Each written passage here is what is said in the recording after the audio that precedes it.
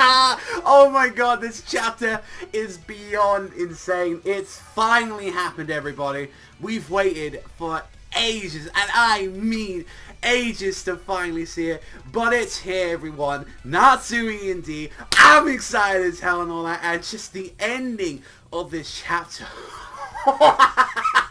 Oh, I feel like a kid in a candy store right now because whew, that chapter, I'm not gonna lie, that last panel just sent chills down my spine. Seeing him finally like that, activating in that form, and just that panel right there and all that, it's just like, we cannot wait and all that. We have to talk about it right now and all that, but let's get right into 503, a fucking huge chapter of the fairy tale, The Last Sight I Beheld. We immediately cut into Lucy awakening, seeing that she's been kidnapped, thanks to the piece of shit bitch, Demaria, and she's like, hey, unable to escape at all due to these magic sealing stones that are placed onto their arms where they're completely sealed off, and they're like, oh, well, like, you're gonna be completely trapped like this and all that, and it's just like, I'm gonna do a lot of things to you, and all that. You're the one that destroyed Brandish, you twisted her, I'm gonna destroy you, you piece of shit bitch.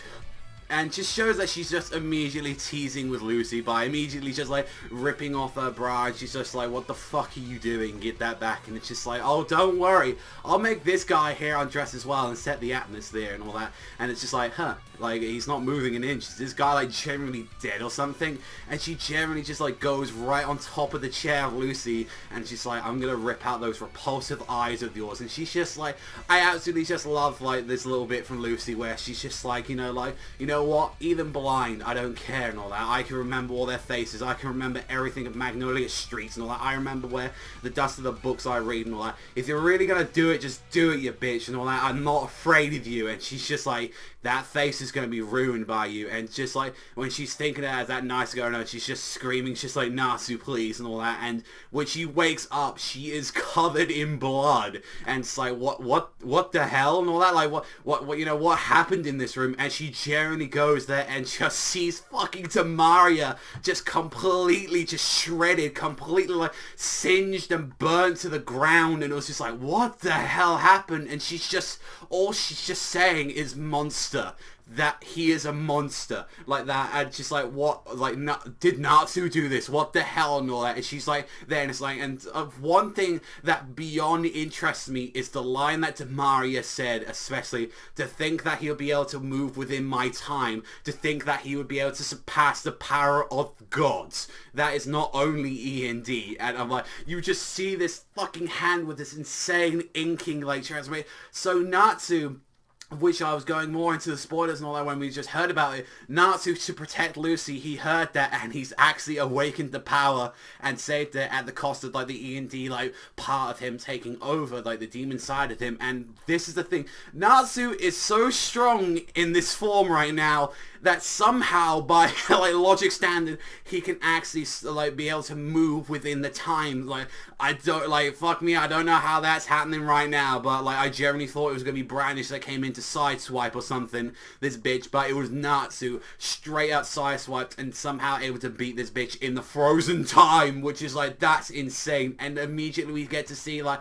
Evergreen, like Brandish coming in, and they're talking about like, look, we've got a problem, that tumor and all that, like that power, that's something similar to a demon right now. We don't know what it is, but she's activated something in there. We need to get out there. And all you see is that finale of that chapter is like Natsu in like a fucking corpse filled of like bodies everywhere of like people being burnt and singed alive, and it's just Natsu running over and all that, heading to the guild, going, Zereth, where is Zereth? Where is he? Like that, and just going there, and just right at the end of the chapter, we have Grey approaching like him, just going, is that you, Natsu? Like that, and he just goes Grey, as like, you see that his hands transforming into claws, and it's like, oh my god, I'm so fucking excited to seeing this stuff going right into it. You see, like, generally, I love like this art style and that he's going for with like showing the demon side of him with all this really dark, like, edging, like, kind of, like, ink pattern that he's going for it, and just seeing that, like,